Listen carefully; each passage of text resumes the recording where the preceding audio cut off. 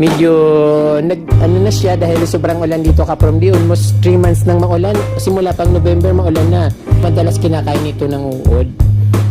At medyo mas mahirap buhayin kaysa sa napakaganda ng tingnan ng kanyang pagkakulay. Sabi nila swerte itong golden putos kaya mas maganda kung nasa harap siya ng bahay. Ito naman ang ganda ng pagkatubo niya.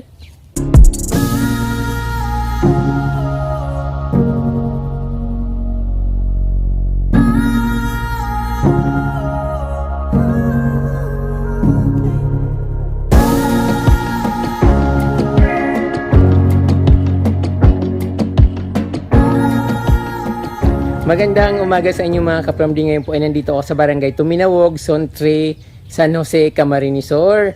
So mayroon po akong nadaanan dito na napakagandang garden. Medyo maliit lang pero cute siya at ang may-ari naman ay senior citizen. Nasa nasa fronting Mount Isarog at siyempre sa harap niya mayroon napakagandang palayan. At yung mga halaman niya dito napakakulay. As expected, ang mga halaman dito ay karamihan croutons, pero sobrang ganda ng mga croutons niya Kaprom D. Yung mala golden na yung kulay. So twice ko na pong nadaanan ito. So ngayon naparaan ulit ako, kaya lang may nakita akong tao na nagbibilad ng palay dito sa labas, kaya trinay ko na i-approach kung pwede kong makuna ng video yung kanyang napakagandang garden. So okay naman po kay ma'am at siyempre very accommodated si ma'am at siyempre natuwa siya at tinanong ko siya kung nanonood siya ng YouTube, so okay naman daw, kaya parang napanood niya na raw yung video ko. Kaya ito Kaprom D, excited po akong ipakita sa inyo yung garden ni ma'am.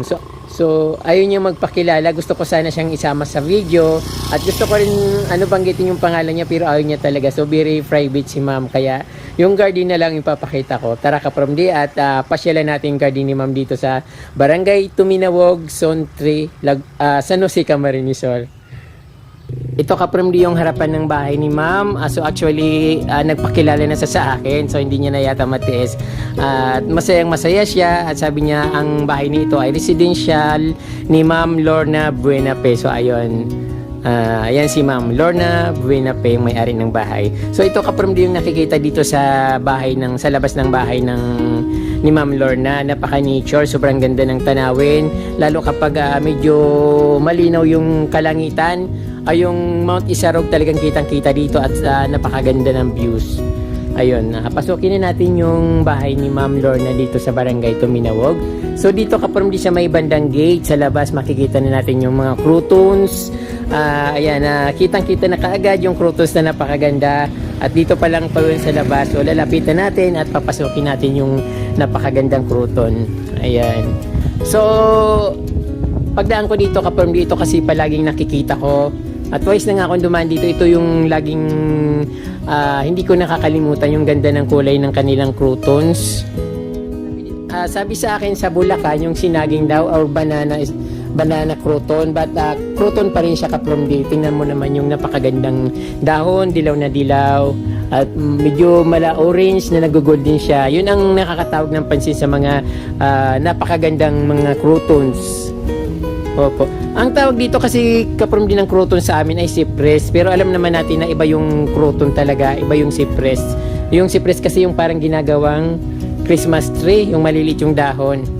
So ito naman Kaprom D, very naman ito sa amin dito, very common, but napakaganda niya rin tingnan lalo pag nainitan siya. Yung talbos niya nagiging golden yellow katulad niyan. Another croutons dito sa tanim ni Ma'am Lorna. So okay lang naman tawagin ko siya sa pangalan niya kasi ayun, nagpakilala. Basta wag lang daw makita yung mukha niya. So ayun ang crouton dito ni Ma'am Lorna, napakaganda. Medyo na siya dahil sobrang ulan dito Kaprom D. Almost 3 months nang maulan. Simula pang November maulan na. Kaya yung mga dito, mga halaman, parang siya, nagkakasakit din.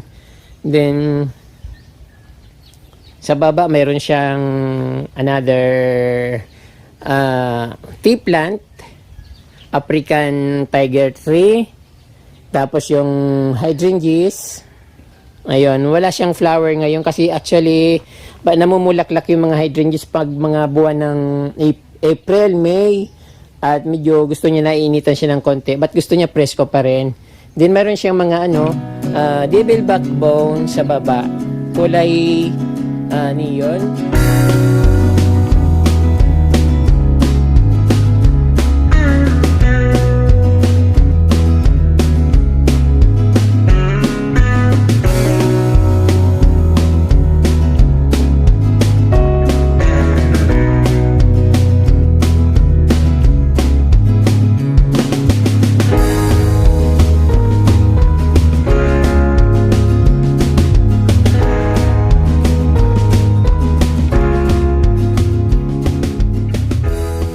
Then, ang background naman sa likod ng kanyang napakalawak na dito hacienda ay mga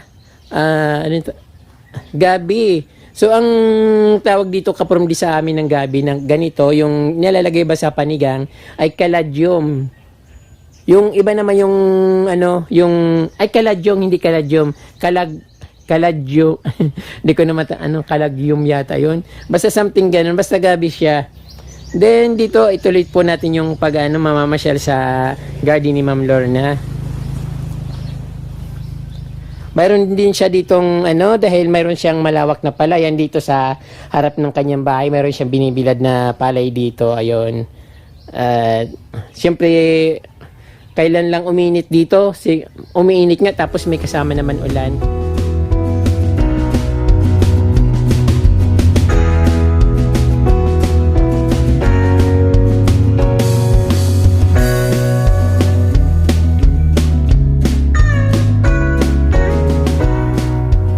Napansin ko kapromdi, napakataba ng, I think devil backbone din ito, pero ang taba niya, ibang klase yung pagka plant. Kasi ang laki-laki parang daliri yung niya, yung katawan niya.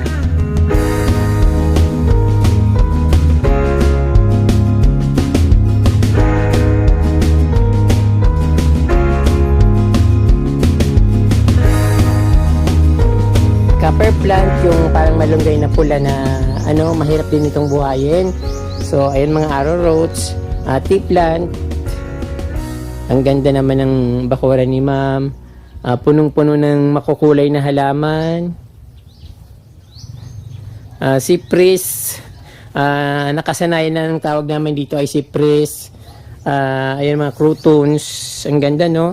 Ang kukulay at ang tataba ng pagkatubo niya.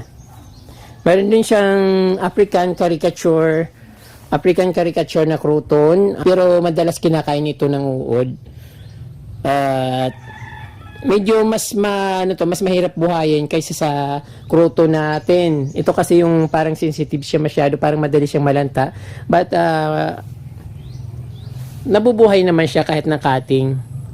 So ayun, dito naman sa likod mga saging.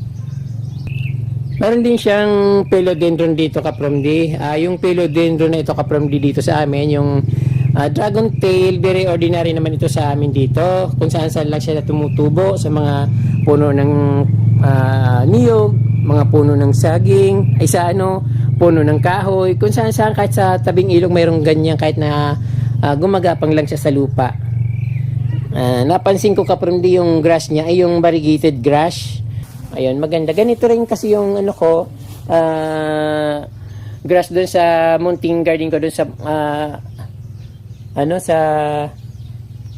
sa likod ng bahay, sa front yard, sa backyard ng garden ko. Ganito rin yung grass na tinanim ko doon. So madali siyang alagaan at pag medyo mainit, maganda rin yung kulay niya.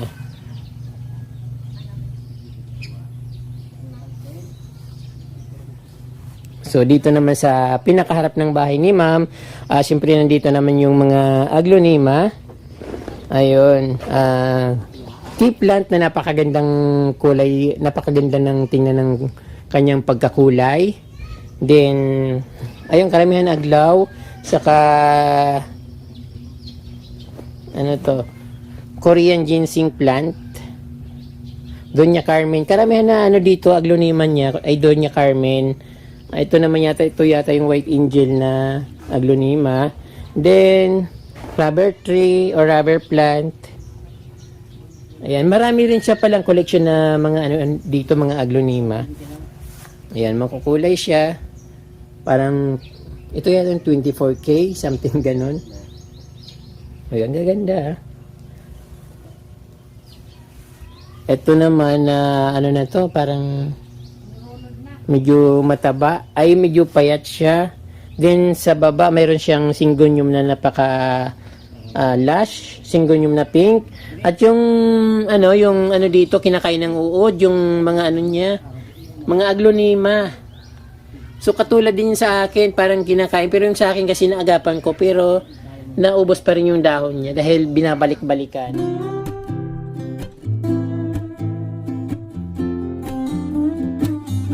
Dito naman po sa kanyang may bintana. So, nilagay niya sa bintana dito yung napaka ganda mga caladium na kulay pink. Ayun, pag nasa labas ka, ito makikita mo sa sa harap ng kanyang bintana yung mga caladium na kulay pink.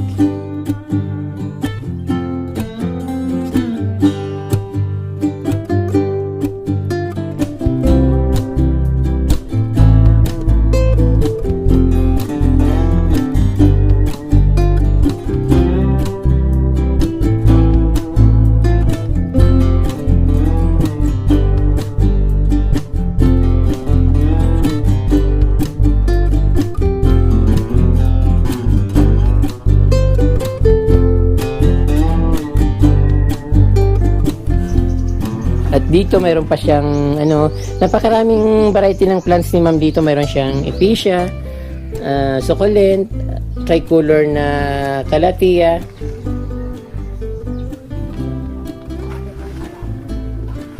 Ayun, peacock. Then mga varieties ng calathea. Meron din siya dito napaka-lush na epicea, yung kulay pink. Ayun. Ang ganda. Maganda pala dito kapag hindi masyadong naiinitan. At medyo makulimlim lang medyo madilim lang ng konti. Pero hindi naman something na madilim. But sometimes gusto niya rin may araw. Kasi pag walang araw, natutuyo rin siya. Parang namamatay. Kasi kailangan niya ng sunlight. Ito nga may bulaklak na siya. Ang ganda. Aglonema. Then dito kahit saan ka tumingin, mayroon mga halaman. Yung iba pinuprupa pa lang, yung iba talagang established na yung kanilang mga roots. Maganda na siya at kulang na lang yung paglaki niya, pero yung siyempre buhay na siya. At sa amin kasi kapag nagtatanim kami ng halaman dito, tinutusok lang namin. Wala na kaming kaartihan na pagtatanim, something na lalagyan pang paugat, mga hormones. Hindi kami naglalagay noon, basta ikakat lang namin ng ganon dito sa tapos itutusok sa lupa. Yun na yun. Hindi na kami naglalagay ng mga mga pangpaugat. Pero yung iba naman, naglalagay din naman ng pangpaugat sa mga halaman nila para mas madaling mabuhay. Katulad nito kapromde, bagong tanim siya, cutting siya. Ayan, sabi pag maano yung dapat maiksi lang para mas madaling mabuhay. Sa amin hindi, mga 3 dangkal yung yung pagtatanim dito para mas malaki, mas madaling mabuhay at mas maganda. So ayan. Ang ganda ng bulaklak nito. Anthurium na kulay pula. Tapos yung anthurium naman dito yung magnificum. Ayun, medyo siya, siguro na sobrahan sa water ito. Ayun.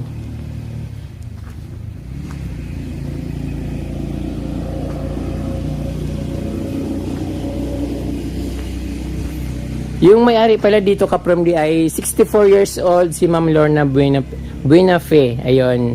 64 years old na po yung may-ari nito, senior citizen. But ito naman yung libangan niya dito kapag wala siyang ginagawa, mag-gardening. Pero tingnan mo naman yung na gawa niya. Aside parang may taniman siya ng palay, may taniman din siya ng halaman. So napakaganda kapromdi, no? Ayun. Ito pala kapromdi variegated na rosal. Yung kanina hindi ko masabi yung pangalan kasi nakalimutan ko. Variegated na rosal. At dito naman kapromdi sa sa mangga niya, mayroon siyang mga nakatanim dito na bromeliads at mayroon siyang golden putos, yung pangpaswerte ba natin. Sabi nila swerte itong golden putos, kaya mas maganda kung nasa harap siya ng bahay para pumasok yung swerte. Nagtatawag ba ng swerte? Ayun. Then dito naman yung ulit may ang magandang crouton. Ayun, talagang crouton talaga yung pinaka-the best na halaman dito sa amin.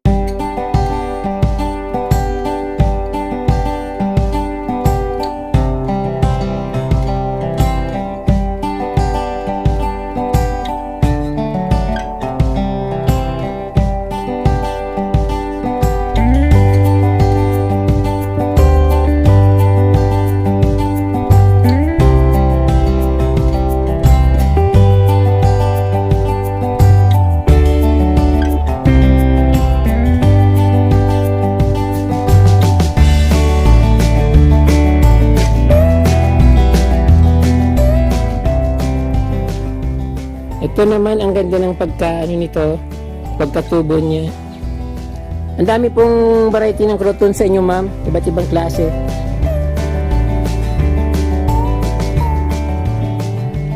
Opo. Ito naman kapromli yung lantana or sa Tagalog ay kantutay. Opo, maganda bulaklak nito. Hindi tumitigil yung bulaklak lalo pag mainit. Ayun. Opo. So ito kapromli kapag summer, sobrang daming bulaklak nito. Kaya mas maganda pag magtanim nito before mag-summer, tapos pagdating ng summer yung bulaklak niya, ang ganda. Ayan. So medyo may amoy ito kapromli, alam naman natin to yung lantana. So pero napakaganda nito sa harap ng bahay, lalo pag yumabong siya tapos punong-puno ng bulaklak. Para ka rin nasa Baguio yung dating mo noon kasi sobrang daming iyo po. Meron din siya mga bromeliads.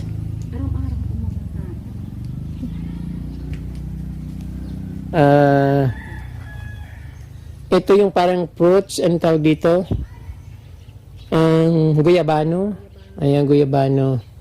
Meron din siyang isang piraso na mayana. Ayan, pero at least maganda siya. Tapos mga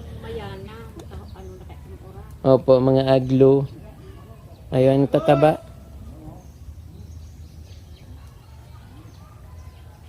Ito daw forever. Forever daw ito. Opo.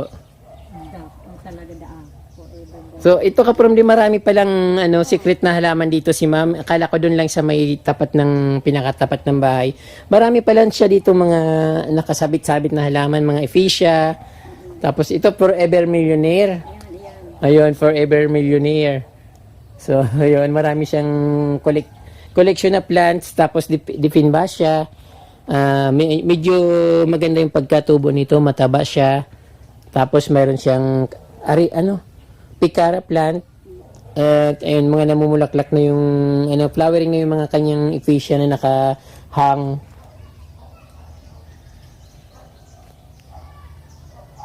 Para kung nasa farm ka from di kasi napakalawak ng Mayroon din siyang saging-saging dito. Halaman po ba ito, ma'am? Saging talaga siya. Saging talaga siya. Yung mababa lang. Lakatan bang tawag doon? So, ayun. Mayroon siya mga bagong tanim na croutons. So, pag mga bandang, siguro pagdating ng mga May, ang ganda na nitong tingnan. Kasi na siya, established na siya. May mga roots na siya. Magaganda na yung kanyang mga dahon, parang blooming na siya. Kaya pagdating ng summer, alam naman natin na pang summer yung croutons, gaganda silang gaganda. So ayun.